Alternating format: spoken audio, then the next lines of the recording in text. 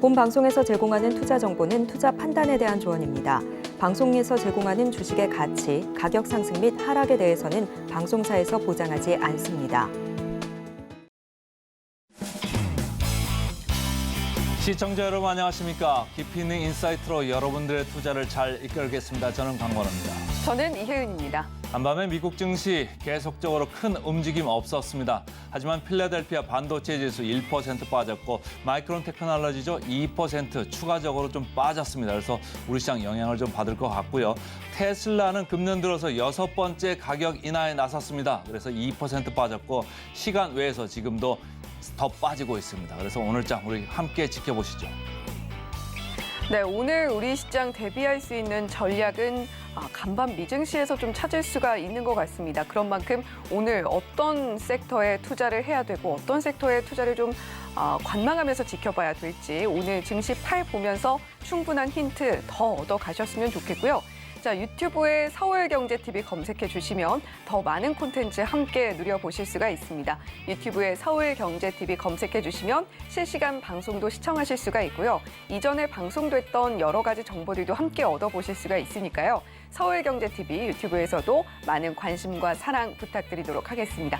자, 그러면 오늘 증시 팔도 그리고 우리 증시도 파이팅입니다. 화이팅! 제가 어제 그 중국 GDP, 1분기 GDP가 잘 나왔다. 그래서 관련되는 이제 업종, 관련되는 테마, 주식들 제가 언급을 해드렸는데 최근에 유가도 좀 오르지 않았습니까? 그래서 움직이는 업종이 있습니다. 네. 과연 어떤 업종이 움직이고 있을지 오늘도 챗GPT에게 앞으로의 추이를 한번 물어봤습니다. 구체적인 질문 내용 화면 통해서 만나보시죠.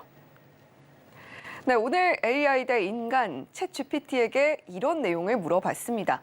자, 최근에 조선주들 조금씩 움직이고 있고 사실 수주 물량도 상당히 잘 나와주고 있다라는 뉴스 아마도 확인을 하셨을 텐데요. 이렇게 회복세를 보이고 있는 조선주들의 상승세가 과연 쭉 이어질까라는 부분을 챗GPT에게 물어봤습니다. 어떤 답변을 내놨을까요? 자, 챗GPT 답변 확인해 보시면요. 지금 글로벌 해운 시장이 확대되고 있는 것은 사실이다라고 말을 하고 있습니다. 글로벌 해운 시장이 확대되면 당연히 조선사들의 수주 물량 늘어날 거고요. 주문량이 이렇게 증가하게 되면 실적에도 반영이 고스란히 되겠죠. 자, 그렇다면 지금 또 하나 주목할 점은 아무래도 ESG입니다. 환경, 지배구조 이런 이야기를 계속해서 하고 있는데 ESG 투자가 증대가 되면서 친환경 선박에 대한 발주량도 함께 늘어나고 있는 건데요. 기존에 있던 선박들이 친환경 선박이 아니었다면 빠르게 교체하려는 움직임도 보여주고 있고요. 그리고 LNG 같은 그런 천연가스에 대한 수요도 함께 늘면서 선박의 발주가 함께 늘고 있습니다. 자, 그리고 또 하나 주목할 부분 아무래도 두 번째 부분과 조금은 연관이 있다라고 보여지는데 해양 에너지 분야, 해양에서 좀 발전을 하는 그런 분야들도 함께 성장을 하고 있습니다. 해양 에너지 분야에는 굉장히 큰 그리고 무거운 발전 장비들이 함께 들어가기 때문에 이런 것들을 운반하기 위해선 선박이 필수적으로 필요하겠죠. 수주 실적에 당연히 호조를 보일 수밖에 없다라는 이야기도 챗GPT가 내놓고 있습니다. 자, 하지만 복병도 있는데요. 경기 침체에 대한 우려, 글로벌 경기 침체에 대한 우려가 계속해서 나오고 있고요. 그리고 중국에서 경쟁 업체들이 좀 저가 전략으로 함께 공략을 할 수 있는 가격 경쟁력 면에서 우리가 더 낫다라고 주장을 하면서 수주를 빼앗아갈 수 있는 그런 부분들이 존재합니다. 따라서 복병으로서 우리가 또 고려를 하면서 조선주들 앞으로 주가 추이 어떻게 될지는 자세하게 기업별로 잘 뜯어봐야 한다라는 내용을 오늘도 챗GPT가 내놨습니다. 자, 그렇다면 강관우 앵커님 오늘 챗GPT의 답변은 좀 어떻게 보시나요? 아주 좋습니다. A0 이상이고 좀 하나씩 좀 보자면은 주문량이 좀 늘어나는 게 이제 눈에 보이는 거예요. 그러니까 네. 애널리스트들이 자신 있게 리포트들을 지금 써내기 시작했고 ESG 가운데 이제 아까도 얘기한 친환경 관련돼서 계속 규제가 있거든요. 제가 이따 좀 말씀드릴게요. 해양 에너지 쪽 사실은 여기가 문제화 중에 문제였던 거는 최근 수년 동안 아주 돈 까먹는 여기가 하마였는데 거기서 지금 문제가 지금 조금씩 해결되고 있다 이런 기미가 좀 있는 것 같고 그 다음에도 뭐 여러 가지 이슈가 있습니다만 중국 경쟁은 뭐 언젠가 다 계속 있었던 거예요. 네. 근데 이제 우리가 더 잘하는 부분이 있거든요. 그러니까 친환경 쪽에서 저희가 훨씬 잘합니다. 그래서 그쪽에 강점이 있으니까 오늘 한번 좀 보시자고요. 그래서 제가 볼 때는 제목을 이렇게 좀 잡아봤습니다. 조선업종 이제는 좀 돌아서나. 여기가 지금 진짜 양치기 소년이 늑다다 했던 업종이에요. 매번 올라간다 했는데 맨날 이렇게 안 올라가고 애를 먹였던 이런 업종인데 이번에는 좀 올라갈까요? 하나씩 보시자고요. 자, 올라갈 수 있는 이유 4가지. 제가 그냥 제 개인적으로 좀 마음에 들어가지고 좀 이렇게 정리를 해봤습니다. 그래서 업황 지표가 생각보다 좋다 이런 거예요.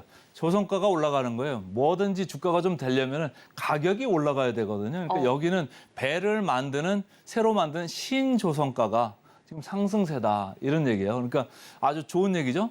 두 번째는 환경 관련해가지고 우리나라가 잘하는 쪽으로 계속 가는 거예요. 친환경 선박, 온실가스 감축, 그러면 저속 운전을 좀 하는 그런 선박들을 만들어야 되는데 우리가 중국보다 더 경쟁력이 있습니다. 확실히 있는 분야고요. 그래서 우리 조선 업종이 계속적으로 수주를 경쟁력 있는 가격에 좋은 그 물량들을 지금 확보를 하고 있다 이렇게 보시면 되고 세 번째입니다. 세 번째 해양 구조물. 뭐 우리가 영화에서도 보면 바닷가에 아니면 북극에 가가지고 왜 유전 이렇게 개발하면서 걷다가 막 해가지고 원유 터지고 막 그런 거 봤잖아요. 그게 해양 구조물이거든요. 거기서 이게 문제가 뭐냐면 유가가 좀 강세가 아니면은 그런 걸 그 멀리까지 가서 만들 필요가 없어요. 땅에서 파야죠. 왜 바다까지 가서 팝니까? 근데 유가가 많이 올라가면 바다까지 가서 파도 수익성이 나오는 거예요.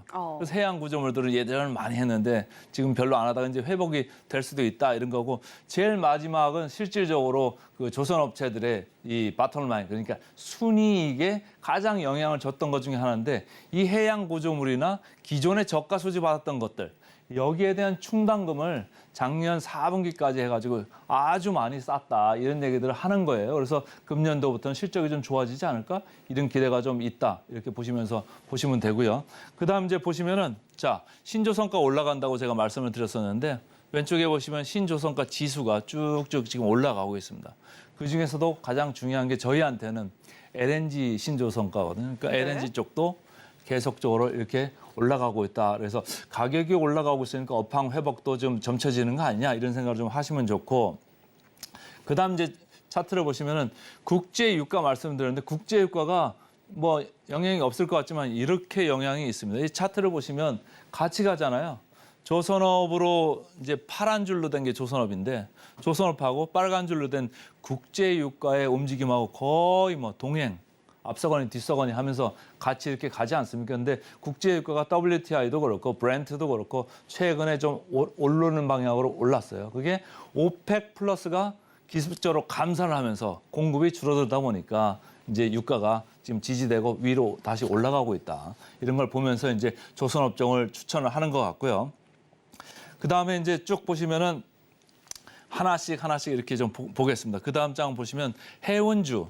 보시면 최근에 오른쪽으로 보시면 대우조선해양이 가장 많이 올랐고 저 밑에 뭐 현대미포조선, 페노션 순으로 이렇게 나열이 됐습니다. 근데 저희가 최근에 그 센티멘털 펀더멘털 코너에서 제가 개별 주식들을 얘기를 벌써 이미 드렸어요. 그래서 HD 현대중공업하고 저희가 펜오션을 연이어서 계속 말씀을 드렸는데 오늘 업종을 전반적으로 이렇게 통으로 이제 말씀을 드리는 건데 계속적으로 이렇게 대우조선해양이 올라갈 수 있을까 하는 게 저는 글쎄 이런 생각이 좀 들었었는데 이제 따져 보니까 좀 그런 면이 또 있더라고요. 그래서 그다음 좀 차트를 보시면 자 밸류를 볼게요.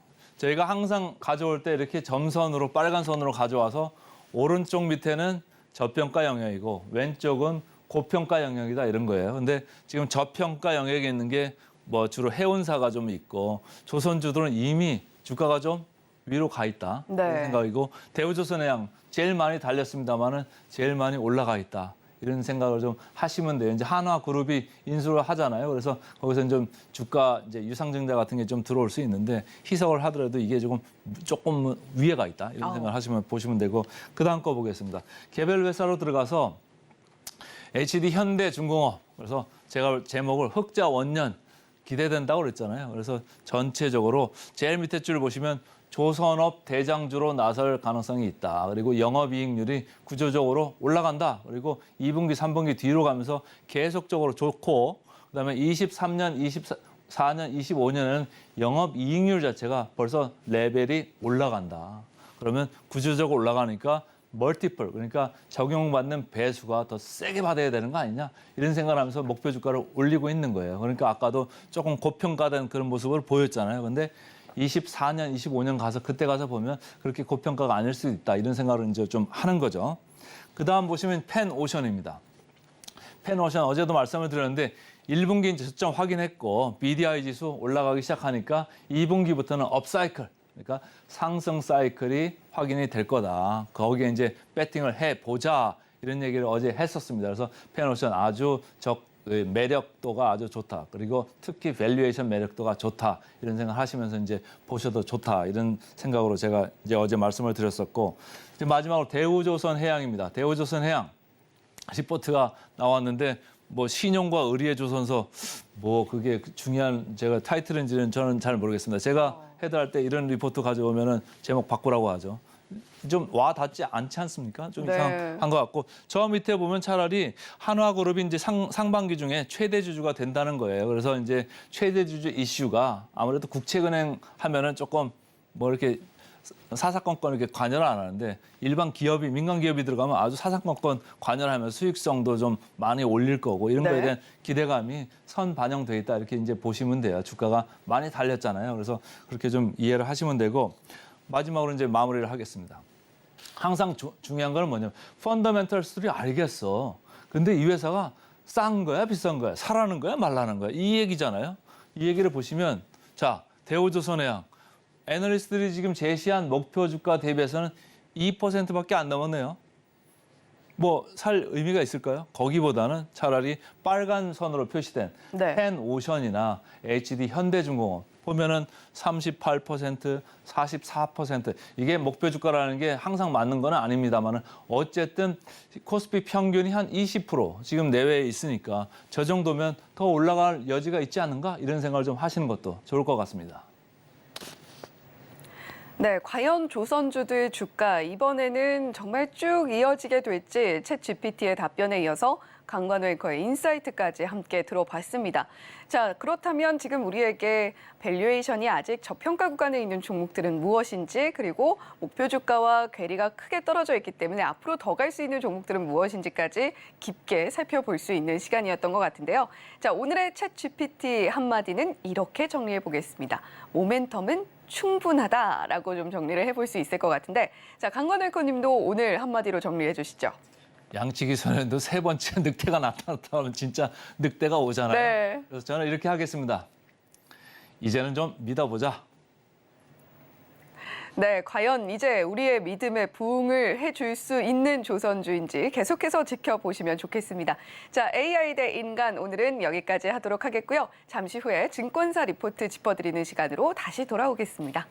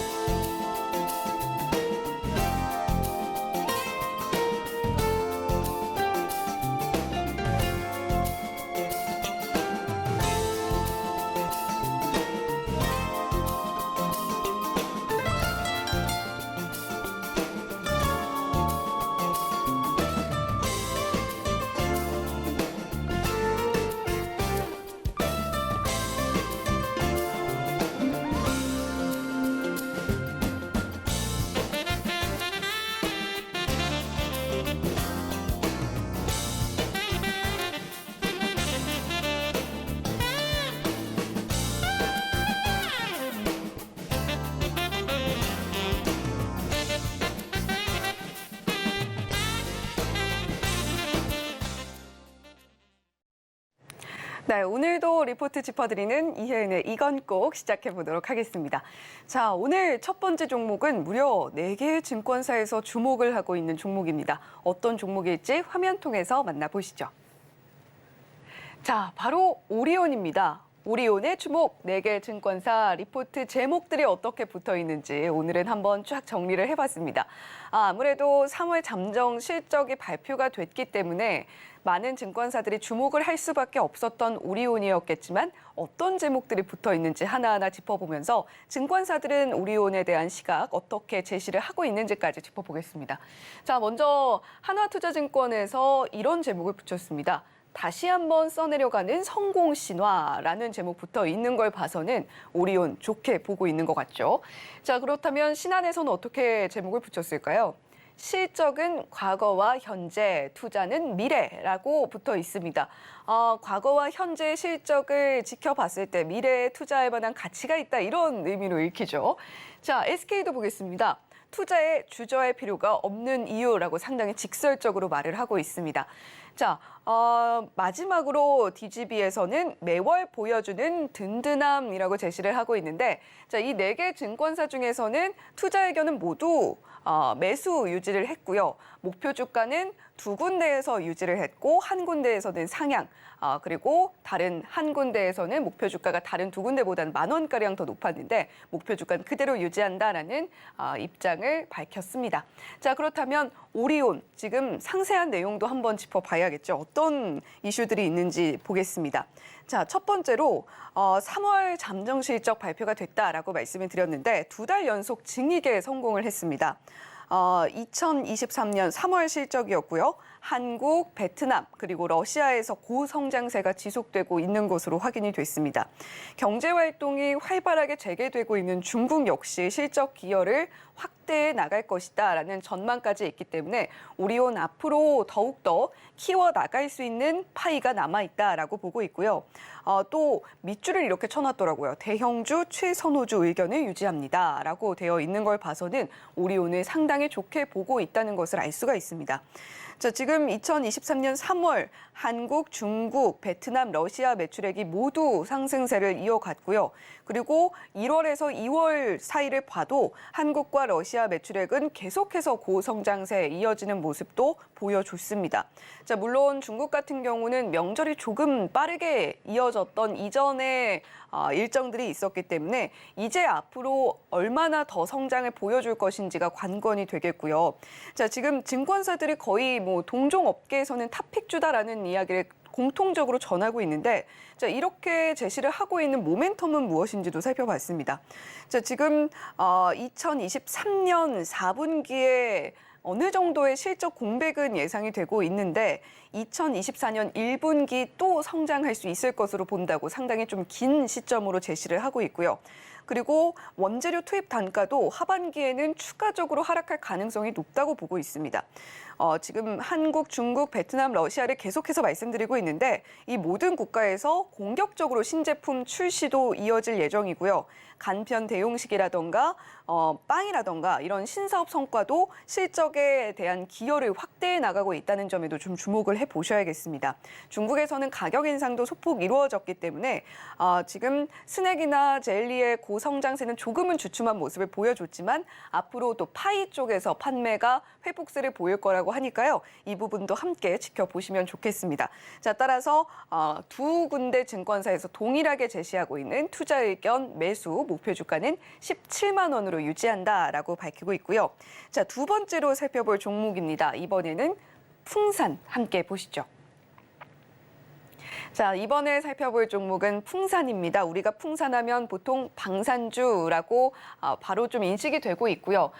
제목 살펴보면 1분기에 무난한 실적을 보여줄 것으로 보이고 연간 실적 추정치는 상향한다라고 제시가 되어 있습니다. 자, 풍산하면 방산주다라고 이야기를 드렸는데 또 많은 분들이 풍산하면 구리지라고 또 생각을 하실 것 같아요. 지금 구리 가격이 점차적으로 올라가고 있다. 계속해서 경제 회복을 나타내는 바로미터가 구리다라고 이야기를 많이들 하는데 자, 구리야 같이 가자라고 한번 제목을 달아봤습니다. 풍산이 구리 가격과 주가 추이를 함께 한다라고 한다면 구리 가격이 오르고 있는 지금의 현상은 당연히 풍산에게 좋을 수밖에 없겠죠. 지금 수출 호조를 힘입은 방산도 놓치면 안 됩니다. 수출에서 계속해서 좋은 모습을 보여주고 있는 방산 분야도 풍산이 영위를 하고 있기 때문에 구리 가격의 상승세 그리고 수출 호조를 보이고 있는 방산 부문 모두 풍산이 좋게 보일 수 있는 요인이 되고 있다라는 이야기고요. 방산 수출이 어디로 되느냐라고 살펴봤을 때 미국과 중동은 기존에 이미 잡고 있던 시장이었다면 지금은 유럽까지도 확장을 해 나가고 있는 모습까지 보여주고 있습니다. 말씀드렸듯이 구리 수요는 경기의 바로미터다라고 많이들 이야기를 하는데요. 앞으로 구리 가격이 점차적으로 더 올라갈 수 있는 가능성 그리고 연 평균치를 봤을 때 이전과 비교해서 올해의 구리 가격 상승세는 조금 더 컨센서스를 상향을 해볼 정도로 나쁘지 않아 보인다라는 이야기도 증권사에서 제시를 하고 있습니다. 자, 풍산 자세한 이야기 조금 더 들여다볼게요. 자, 방산은 풍산, 구리도 풍산 이렇게 정리를 해볼 수가 있는 것 같습니다. 지금 1분기 영업이익 같은 경우는 시장 컨센서스에 부합할 것으로 보이고 있는 상황인데 지금 전방 산업 수요 둔화로 여전히 신동 판매량 같은 경우는 부진한 상황입니다. 하지만 전기동 그러니까 구리 가격 같은 경우는 계속해서 상승세를 보여주고 있고 또 견조하게 방산 매출이 나오고 있기 때문에 긍정적으로 작용하고 있다라고 보시면 될 것 같습니다. 자, 거기다가 페루 광산도 파업에서 벗어나면서 공급 차질이 일정 부분 해소되면서 구리 가격이 조금 떨어지는 모습을 보여주기도 했어요. 하지만 올해 연평균 구리 가격 전망을 기존에 8,000불로 제시를 했다면 톤당 8,000불입니다. 앞으로는 8,725불 정도로 우리가 상향을 해볼 수 있지 않겠나라는 의견 제시를 하고 있고요. 자, 그리고 매출처도 다양하게 확장이 되고 있고 역시 중국에 거는 기대감이 있습니다. 4분기까지 적자를 지속했던 풍산의 해외 자회사인데요. PMX도 동가격 상승으로 이제 1분기에는 흑자 전환 예상된다라고 하니까요. 이 부분도 실적에 좋게 반영이 될 거고요. 그리고 올해 2월에도 풍산이 공시를 통해서 대구경 탄약 방산 쪽에서 공급 계약 체결을 발표를 했습니다. 유럽향 수출 물량으로 확인이 되면서 기존의 주요 수출처였던 미국과 중동을 넘어서 이제 유럽까지 손에 뻗치고 있구나라는 부분도 매출에는 좋은 영향을 미치겠구나라는 증권사의 전망 함께 들여다볼 수 있었고요. 하반기로 갈수록 중국의 인프라 그리고 부동산용 수요 회복도 기대되면서 구리 가격에 있어서도 풍산 좋은 모습 보여줄 것이다라고 제시를 하고 있습니다. 자, 따라서 투자 의견 매수 목표 주가는 5만 원으로 상향한다라는 의견까지 저희가 들여다볼 수가 있었습니다. 자, 오늘 오리온과 풍산 함께 살펴봤는데요. 계속해서 잠시 후에 장 전에 챙겨보면 좋을 뉴스 분석해보는 오늘의 일면 헤드라인으로 다시 돌아오겠습니다.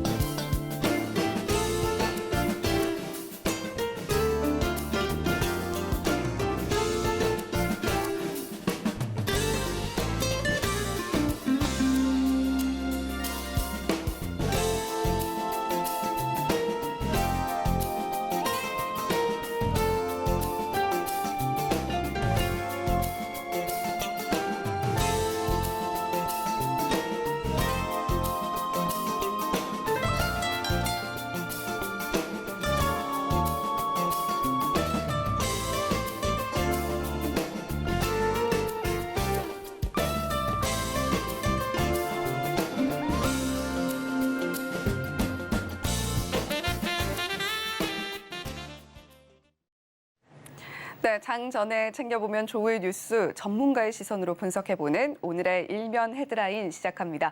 자, 오늘은요 SC 글로벌 센터의 김선규 소장님과 함께 뉴스 분석해볼게요. 소장님 어서 오세요. 안녕하세요.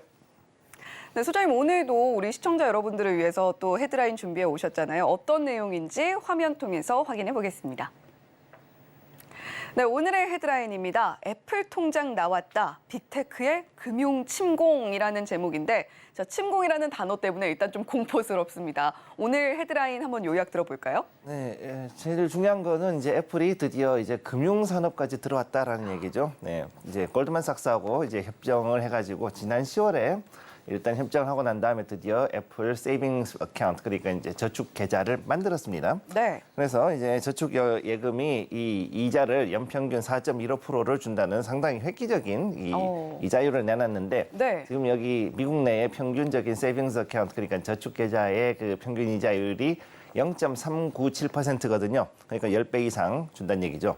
그러니까 이 정도 되면은 이제 많은 사람들이 이제 아이폰을 사야 된다, 이제 이렇게 해서 아이폰으로 몰릴 거를 예상을 하고 있는 거고, 또 여기서 봤을 때 이게 또 재밌는 게 예금자 보호까지 돼서 25만 달러까지는 이제 요거를 예금자 보호를 해준다, 이러니까 여기에 대해서 더 많은 사람들이 관심을 가지고 있습니다. 그래서 이걸 봤을 때 실리콘밸리 뱅크 사태 이후에 사람들이 많은 돈이 이제 대규모로 대형은행으로 갔다가 이제는 애플 쪽으로 좀 더 흡수가 되지 않을까, 지금 이런 얘기를 하고 있는 그런 모습이라고 보면 되겠습니다. 네. 애플의 입장에서는 물론 웃고 있겠습니다만 SVB 사태를 겪어냈던 또 많은 분들 입장에서는 굉장히 매력적인 대안이 될 수 있겠다라는 생각이 듭니다. 자, 그렇다면 저희가 이 애플이 이제는 금융까지 손에 뻗친 상황에서 투자자들의 입장에서는 이 뉴스를 어떤 키워드를 잡고 좀 바라봐야 할지도 궁금해지네요. 지금 여기서 봤을 때 가장 중요한 거는 애플이 가지고 있는 파급력을 봐야 되는 거죠. 그래서 네. 플랫폼보다도 훨씬 더 큰 그 무서운 파급력을 가지고 있다. 즉 애플의 이 플랫폼보다 더 무서운 파급력이 오늘의 키워드가 되겠습니다. 플랫폼보다 더 무서운 파급력이라고 말씀을 해주셨는데 그만큼 뭐 애플이 튼튼하다는 이야기도 될 것이고요. 많은 분들이 관심을 갖게 만드는 또 애플의 힘이 있는 것 같습니다. 자, 그렇다면 저희가 또 지금 뒤쪽에 보면 애플 유동성 추이라고 표가 붙어 있는데 이 표도 좀 자세하게 들여다볼까요? 이건 이제 지금 3분기 결산, 그러니까 3분기죠. 그러니까 9월 결산이니까 거기 했을 때 이제 여기에서 1,441억 달러까지 지금 가지고 있었다, 이렇게 얘기를 하고 있는 거죠. 네. 그래서 이제 현금이 이제 캐시하고 그 다음에 이제 단기 금융 시기에서 마켓 시큐리티까지 해서 봤을 때 1,441억이었는데 지금 이번에 그 4분기에 나온 그 10K하고 이걸 자료를 보면은 공시 자료는 얼마였냐면은 1,630억 달러 정도를 지금 가지고 있어요. 그래 막대한 현금을 가지고 있는 거죠. 그런데 지금 현재 어떻게 되고 있느냐? 이 애플이 이거를 그 자사주 매입이라든가 혹은 배당 진입이라든가 아니면은 또 다른 채권의 추가 발행, 이런 거 초장기 한 40년짜리 초장기 채권 발행 등을 통해 가지고 지금 계속 유보금을 조금씩 줄여가고 있는 그런 상황이다라고 보시면 되겠습니다. 네. 쉽게 얘기해서 재밌는 게 현금 유보금이 이만큼인데 그만큼 또 채권을 늘려가지고 실제적인 캐시 밸런스는 거의 제로에 가깝도록 만드는 그런 정책을 지금 펴고 있는 거죠. 그래서 지금 여기 보시면 현금 흐름 추이가 지금 보면은 현금은 계속해가지고서 늘어나는 거를 볼 수가 있어요. 근데 유동성이 좀 올라갔다가 지금 2020년도 들면서 조금씩 빠지는 걸 볼 수가 있죠. 그리고 나서 그 다음에 지금 현재 9월 결산 이제 3분기 기준으로 봤을 때 역시 또 영업 활동하고 FCF하고 딱 봤을 때 계속해서 올라가고 있잖아요. 네. 근데 어찌 됐든 간에 이게 그 애플이 이런 성향을 갖게 된 가장 큰 이유가 일단 이전에 있던 스티브 잡스가 옛날에 애플을 운영할 때 현금이 없어서 엄청 고생했던 적이 있었기 때문에 그래서 그 이후에는 엄청나게 현금을 가지고 있던 게 기존의 정책이었습니다. 원래. 네. 그랬는데 이제 2020년도 코로나 때부터 해가지고 거의 이때부터 해가지고 상당히 더 많이 좀 이런 유보금을 줄이는 방향으로 가고 있고, 그래서 지금 여기서 이렇게 하다 보니까 자사주 매입을 하고 이런 여러 가지를 하다 보니 오히려 지금은 약간 캐시가 딸리는 상황이 온 거죠. 오히려요? 오히려 조금 딸리는 상황이 왔어요. 그래서 그러다 보니까 이제 그 데이빗 솔로몬 CEO가 이제 여기에 대해 가지고 지난해 10월에 자 그러면은 우리 그 애플하고 합작을 해가지고 뭘 좀 해보자라고 한 게 지금 이제 이번에 그 결실을 맺었다라고 보시면 되겠습니다. 네. 자, 그렇다면 애플이 또 평범하게 그냥 뭐 은행을 만들어서 계좌를 개설하게 할 것 같지는 않고 또 아이폰 유저들에게 조금 더 계좌 개설을 쉽게 만들지 않을까 또 그런 생각도 드는데 어떻게 좀 계좌 개설을 할 수 있는지도 궁금해지네요. 일단 중요한 거는 애플은 기본적으로 애플 카드를 만들어야 된다. 한마디로 얘기해서 자기네 그 계정에서 쓰는 거 아이튠이라든가 아니면은 앱을 사용할 때 네. 거기에 이제 그 결제하는 계좌로 그다음에 이제 그걸로 해서 그 다른 자신들의 애플 제품을 살 때 쓰는 카드를 만들게 해놨거든요. 그리고 나서 그 다음에 여기에 대해 가지고 연동해서 새롭게 이제 그 저축 계좌를 만들 수 있게 해놨기 때문에 애플 미국 내에서는 애플 카드를 가진 사람들은 이 개설이 가능하고요. 그 다음에 다른 나라에는 아직까지는 안 되고, 이제 이걸 할 때는 이제 월렛 애플리케이션을 이용해 가지고 이렇게 만들 수 있는 걸로 나와 있습니다. 네. 일단은 뭐 미국 내에서 서비스를 시작하겠다 뭐 이런 걸로 읽히네요. 자, 그렇다면 좀 기존에 있던 대형 은행들 포함해서 상당히 크게 긴장을 하고 있을 것 같은데 좀 분위기 어떻습니까? 사실 이제 이게 웃기는 게 뭐냐면은 저축 계정의 재료에 비해 가지고서 이게 그렇게 시장에는 큰 문제는 아직까지 안 보내고 있다라는 거죠. 네. 근데 재밌는 건 뭐냐면 사실 이거보다 더 큰 그 실리콘밸리 뱅크 사태 때문에 사실 그게 더 컸지 이번에 애플 사태는 그렇게까지 할 수 있는 건 아니라는 거죠. 현재 이제 그 애플 주가를 잠깐 보시게 되면은 이게 다시 전고점을 향해서 쭉 올라가고 있습니다. 고점을 한번 3번 찍고 이제 4번째로 이제 고점을 향해서 올라가고 있는 중인데 여기에서 만약에 175달러 근처까지 가지 못한다 그러면은 한 번 더 쭉 빠질 수가 있겠죠.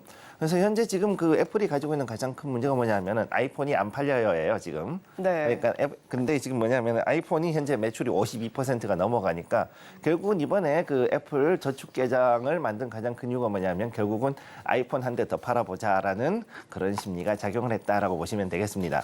자, 그래서 여기 보면 증권가에서는 사실은 뭐라 그러냐면은 애플이 사실은 지금 중국에 지금까지 애플을 판매량이 사실 많이 팔았음에도 불구하고 조금씩 줄어들고 있거든요.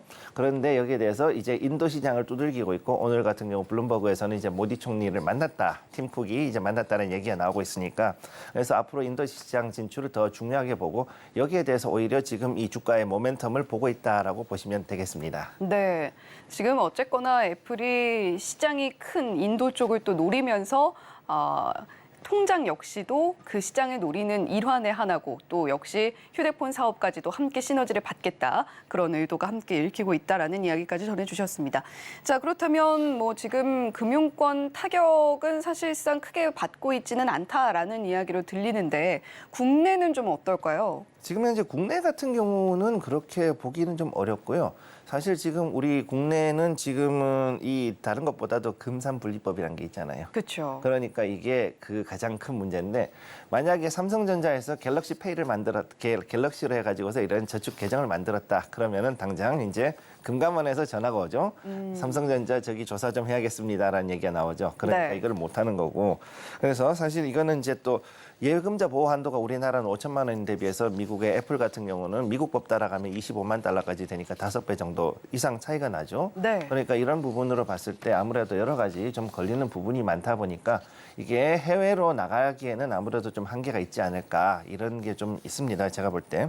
그리고 사실은 이제 그 미국 증시들 같은 경우에서 봤을 때 현재 저축은행들이 그 실리콘밸리 은행 사태 때문에 엄청나게 떨어졌다가 지금 다시 조금씩 그 반등이 나오고 있는데 요거 같은 경우는 지금 보니까 스테이트리트이죠. 예, 스테이트리트는 지금 현재 이 얘기 나오고 나가지고 엄청나게 떨어졌어요. 사실은 두들겨 맞은 거는 은행보다는 사실은 증권사 쪽이 더 많이 두들겨 맞았다고 보시면 됩니다. 네. 그래서 스테이트리트이 이렇게 해가지고서는 이렇게 엄청나게 떨어지고 나서 밑에서 이제 올라오고 있는 모습 보여주고 있고 그다음에 이제 뱅크 오브 뉴욕 멜론 같은 경우 즉 BNY 같은 경우도 역시 좀 비슷한 모습을 보여주고 있는데 이게 이제 BNY거든요. 뱅크 오브 뉴욕 멜론도 이 소식 나오고 나가지고 이만큼 좀 빠졌다가 다시 좀 올라가는 그런 모습 보여주고 있습니다. 네, 왜 증권사들이 더 크게 타격을 받는 모습을 보여주는 건가요? 왜냐하면은 이번에 그 실리콘밸리 은행 사태 이후에 그 다음에 찰스 슈왑을 비롯해가지고 수많은 그 증권사들이 이번에는 그 생각보다 많은 채권을 들고 있었어요. 특히 미국 국채를. 네. 그래서 이 미국 국채로 인한 그 미실현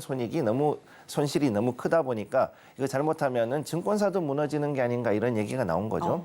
그러다 보니까 그것 때문에 한참 급락이 나오고 있었는데 보다시피 그랬는데 거기에서 한 번 더 충격을 먹은 게 이 그 스테이트리트라든가 그다음에 뱅크 오브 뉴욕 멜론 같은 경우는 이 애플 같은 이런 데가 나오게 되면은 오히려 여기 있던 사람들이 불안해 가지고 예금을 다 들고 옮긴단 말이죠. 그래서 이런 일들이 벌어진 거고. 네. 그래서 이거 말고도 이제 또 지역 은행들도 좀 주가가 떨어지겠는데 생각보다 그렇게 많이 떨어지나 하고 수가 너무 많으니까 여기서 얘기할 수가 없지만 그 이외에도 이제 그 찰스 슈왑이라든가 M&T 같은 이런 회사들도 지금 떨어졌습니다. 그래서 스테이트리트하고 지금 이것도 이제 찰스 슈왑이 이렇게 나오는 거고요. 슈왑은 이런 식으로 나왔고 그다음에 이제 그 M&T도 역시 비슷한 모습을 보여주고 있는데 지금 여기서 봤을 때 가장 큰 문제는 뭐냐면은 증권에 있던 그 우리 계좌의 예탁금 있죠. 네. 이게 그 스테이트리트하고 그다음에 찰스 슈왑 그다음에 M&T 3개사가 거의 600억 달러 이상의 그 계좌 예탁금이 인출이 돼 가지고 나왔다는 겁니다. 그러니까 이 돈이 잘못하면 이제 애플로 갈 수 있다는 거죠. 네. 그렇군요. 자, 지금 뭐 증권사들이 타격을 받은 이유는 사실상 뭐 채권 쪽에 조금 더 영향이 있었고, 시장에 지금 애플이 새롭게 내놓은 청사진으로 큰 영향은 미치지 않아 보인다라는 이야기까지 전해주셨습니다. 자, 지금 뭐 앞서서 국내 은행 같은 경우도 금산분리법 때문에 이 소식에 크게 영향을 받지는 않을 것이고 국내에 통장이 도입되기도 쉽지는 않을 것이다라는 이야기를 해주셨는데, 이전에 뭐 미래에셋 페이 뭐 이런 것도 초기에 했다가 철수를 하는 뭐 그런 모습들도 있었나 봐요. 예, 사실 이제 그 미래에셋 같은 경우도 아이폰 사용자를 위해 가지고 미래에셋에서 이제 협정을 해서 페이를 만들었는데 네. 이게 이제 그 기계가 이제 규격이 다르다 보니까 NFC라든가 여러 가지 초기 비용이 커서 하다가 결국은 철수를 했고, 그다음에 지금 현재 애플페이가 현대카드하고 좀 제휴를 해가지고 서서히 늘어나고는 있는데, 그럼에도 불구하고 이 초기 비용 도입 장비 같은 게 여전히 좀 비용이 좀 큽니다. 그러다 보니까 이게 그 애플향으로 되어 있는 장비들을 가져가야 되기 때문에 이게 아직까지는 조금 그 움직임이 좀 미미하다고 봐야 되고, 특히 뭐 이 애플페이 관련주들 뭐 현대카드를 비롯해가지고 여러 가지 NFC 관련주들 같은 경우도 생각보다는 좀 지지부진한 움직임을 보여주는 거죠. 그래서 삼성전자라든가 이런 국내 경쟁업체 같은 경우는 사실 국내 금산분리법 때문에 이 애플의 저축계좌 전략을 따라가기는 좀 한계가 있고, 그래서 이제 만약에 애플이 지금 현재 이렇게 갔을 때 미국 이외 국가에서 한다 그랬을 때는 네. 다른 데는 뭐 어떻게 될지는 모르겠지만 최소한 한국에서는 이런 그 전략을 쓰기는 상당히 좀 어려움이 있을 것이다라고 저는 그렇게 보고 있습니다. 네. 사실 뭐 앞서서 애플 통장 이야기를 하지 않더라도 애플페이도 국내에 정착하는 데 있어서 좀 고전을 하고 있는 모습은 사실 보여주고 있잖아요. 여러 가지 인프라 면에서도 그렇고요. 그래서 지금 뭐 국내에서 비슷한 사업군을 영위하고 있는 다른 기업들이 어떤 게 있나 하고 보면 뭐 네이버페이 이야기도 나오고 있는 것 같고요. 네. 그래서 국내에서 비슷한 사업을 영위하고 있는 기업들은 혹시나 뭐 영향을 좀 있을까요? 제가 봤을 때 그렇게 큰 문제는 없을 거라고 보고 있고, 오히려 삼성페이 연결돼 있는 뭐 한국뭐 정보라든가 그런가 아니면 이제 그 여러 관련된 종목들 있지 않습니까? 그런 종목들은 이제 그래도 앞으로는 성장 가능성이 좀 있기 때문에 지켜볼 필요는 있고요. 네. 특히 이제 페이 관련주들에 대해서 봤을 때 지금부터 굉장히 우후죽순으로 많은 페이들이 나올 거기 때문에 중요한 거는 페이는 가맹점이 얼마나 많으냐가 제일 중요한 관건이죠. 네. 그렇기 때문에 가맹점이 많은 종목 그 회사들, 특히 이제 포스라든가 벤사하고 연결되어 있는 이런 그 업체들을 중심으로 해가지고 그 종목을 중심으로 해서 보시는 게 오히려 더 빠르다라고 저는 그렇게 보고 있습니다. 네, 국내에서도 비슷한 사업군을 영위하는 페이사들이 좀 많아지고 있는 분위기인데, 자, 지금 김선규 소장님께서 굉장히 또 중요한 이야기를 해주신 것 같아요. 페이사들 같은 경우에는 과연 얼마나 많은 가맹점들을 확보하고 있느냐가 앞으로의 성장성에 굉장히 중요한 분기점으로 볼 수 있는 이야기들이 될 것이고, 그런 만큼 페이사들의 옥석 가리기도 상당히 중요해 보인다. 다만 성장성은 분명하다라는 이야기까지 짚어주셨습니다. 자, 오늘 애플 통장을 시작으로 해서 여러 가지 뭐 미국 금융주들, 증권주들 짚어봤고요. 국내 시장에는 어떤 영향 미치는지까지 상세하게 들어볼 수 있었던 것 같습니다. 지금까지 SLC 글로벌 센터의 김선규 소장님과 함께 이야기 나눠봤습니다. 소장님 감사합니다. 맞습니다.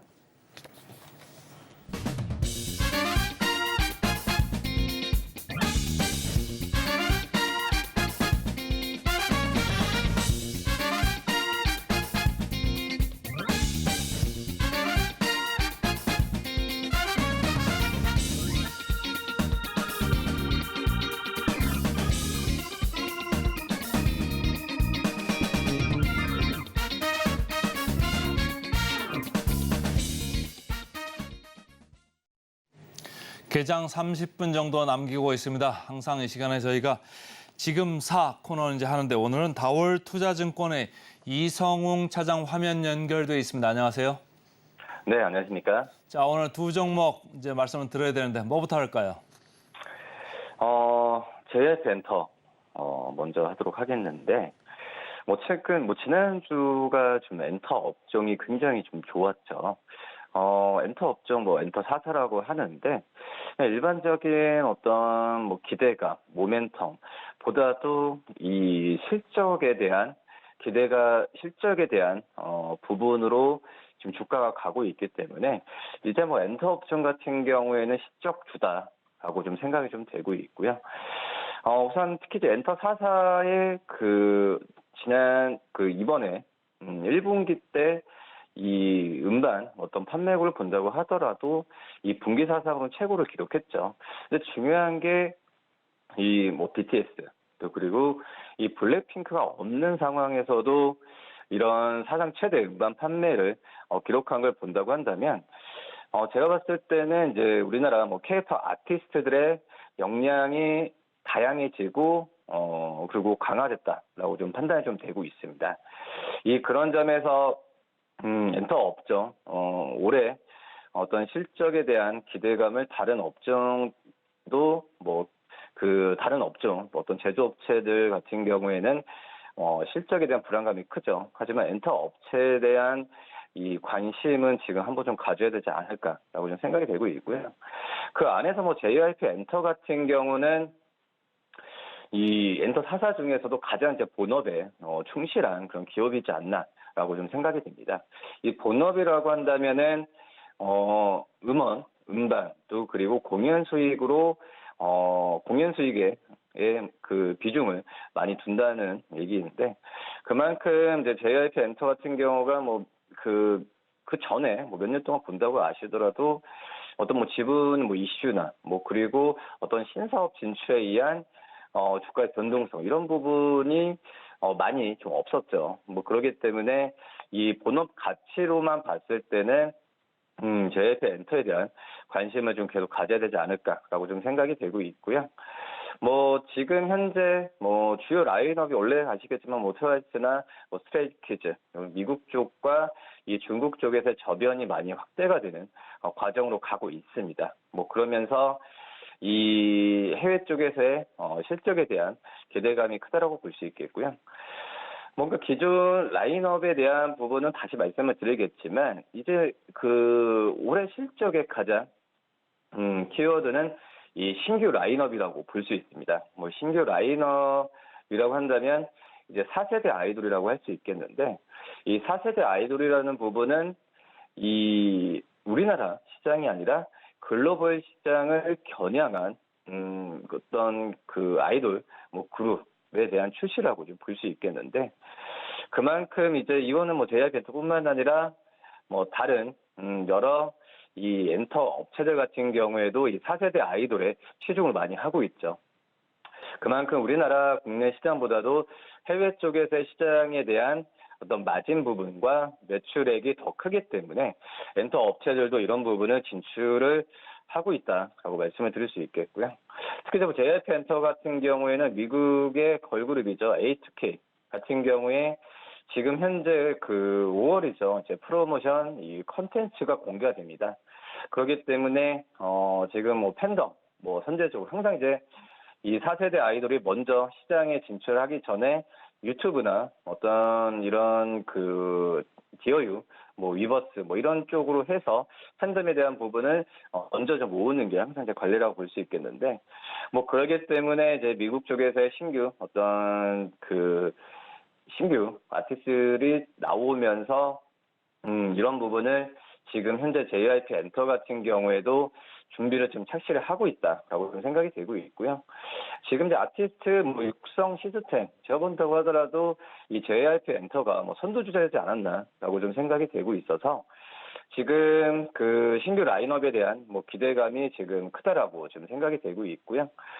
그리고 이제 기존 라인업도 굉장히 좀 탄탄하게 가고 있습니다. 팬덤 자체가 워낙 강하기 때문에 이 기존의 아티스트들이 나왔을 때의 시장에서의 수혜에 대한 부분은 항상 거의 대부분 이제 따라가는 모습을 좀 보여주고 있는 상황인데요. 지금 이제 트와이스는 우리나라 주력 시장도 있겠지만 미국 시장 쪽에서의 규모까지 지금 확대가 되고 있기 때문에 이 고성장세가 지금 예상이 좀 되고 있는 현재 상황이고, 그리고 지금 현재 스트레이트키즈 같은 경우에도 이제 5월달, 6월달에 이제 컴백 예상되는데 신규 라인업뿐만 아니라 기존 아티스트들이 먼저 좀 잘 해야죠. 그래야 신규 아티스트에 대한 어떤 정책적인 강화 그리고 시장에서의 평가에 대한 부분이 후행적으로 따라오는 부분인데 지금 현재 중국 팬덤 규모도 스트레이키즈 유의미하게 지금 확장이 되고 있고 중국 공연 시장이 만약에 재개된다고 한다면 이 JYP 엔터에 대한 수익성은 좀 가져야 되지 않을까라고 판단됩니다. 지금 1분기 때 영업이익은 좀 추정치가 되게 높아지고 있죠. 지금 최대 260억 이상까지도 나와주고 있는데 우선 저는 1분기보다도 2, 3분기 때 실적이 더 기대가 되는 상황이다라고 말씀을 드릴 수 있겠고, 이 JYP에 대한 관심은 꾸준히 그럼 가져야 되지 않을까 이렇게 판단됩니다. 지금 어떻게 보면 지난 한 달간 29% 이렇게 이제 올랐다고 하는 건데 추가적으로 더 좋게 보신다 이런 말씀을 들었고, 가격 전망은 어떻게 할까요? 증권사 목표 주가는 지금 11만 원 이상까지도 지금 제시를 하고 있는 상황인데요. 1차적인 목표가는 9만 6천 원 말씀을 드리지만 9만 6천 넘었을 때는 추가적인 매수 관점으로 말씀을 드리고 손절가는 8만 원 말씀드리도록 하겠습니다. JYP 엔터 목표가 9만 6천 원 들어봤고요. 그 다음 주식 뭐가 있습니까? 현대두산인프라코 말씀을 드릴 텐데, 이제 현대두산인프라코가 이제 굴삭기 그리고 중국 이 이미지가 굉장히 좀 크죠. 근데 이제 현대두산인프라코가 최근에 어떤 주가를 오르는 것도 본다고 하더라도 이 중국 관련주로서 굴삭기 판매 이쪽에 대한 비중은 많이 주가가 연관되는 부분은 많이 낮아졌습니다. 지금은 미국의 IRA 그리고 이런 대규모 인프라 투자에 대한 부분에 있어서 이 현대두산인프라코 전기차 관련주라기보다도 이 미국이 어떤 IRA법에 의한 또 이제 원자재에 대한 채굴에 대한 부분에 있어서 지금 힘을 쏟아야 되는 상황에서 현대두산인프라코의 이 건설 장비에 대한 수요는 계속 늘어날 가능성이 크다라고 좀 보고 있고요. 그렇기 때문에 미국 같은 경우에도 FTA 파트너로부터 이제 배터리 소재를 조절을 하는 상황으로 지금 계속적으로 지금 정책이 지금 몰아지고 있죠. 그렇기 때문에 핵심 광물에 대한 지역적인 수요가 증가하고 광산 투자가 활발하게 전개되는 과정을 본다고 한다면 이 북미 쪽에서의 이 현대두산인프라코의 건설 장비, 굴삭기 같은 장비에 대한 수요는 계속 늘어날 가능성이 크다라고 저는 생각이 되고 있고요. 이런 환경은 좋습니다. 왜냐하면 현대두산인프라코가 북미 지역 그리고 여러 가지 부분에 있어서 먼저 선제적으로 진출을 하면서 대응을 잘했고, 지금 동남아시아, 중동, 또 그리고 라틴 아메리카 같은 자원 보유국 중심으로 판매량 확대를 계획을 많이 하고 있기 때문에 저는 잘 돌아가지 않을까라고 좀 생각이 좀 되고 있고요. 그 다음에 이제 두 번째로 본다고 한다면 또 이제 어떤 이 방산 쪽과 많이 연결이 돼 있죠.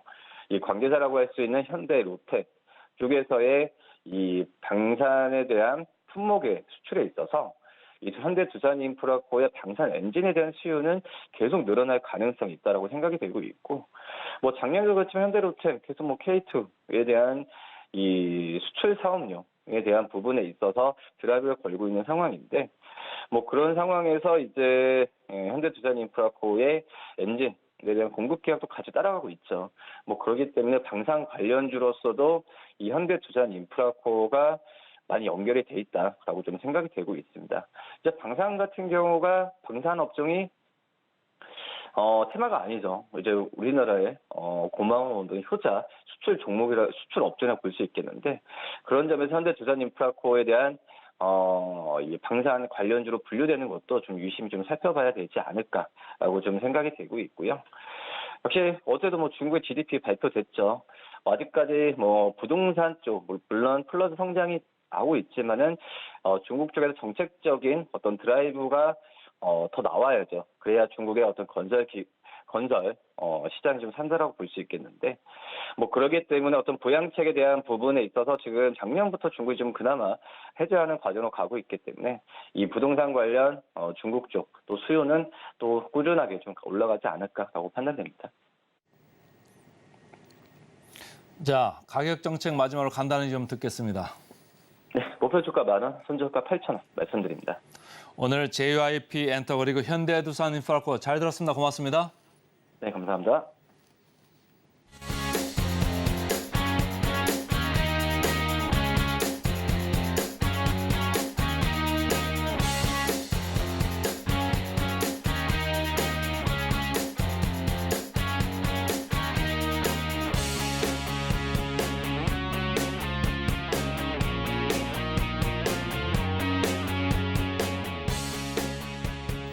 본 방송에서 제공해드리는 정보는 투자 판단에 대한 조언일 뿐 해당 종목의 가치와 수익률을 보장하지는 않는다는 점 말씀드리면서 저희는 잠시 후에 증시 구로 다시 돌아오겠습니다. 시청해주신 여러분 고맙습니다.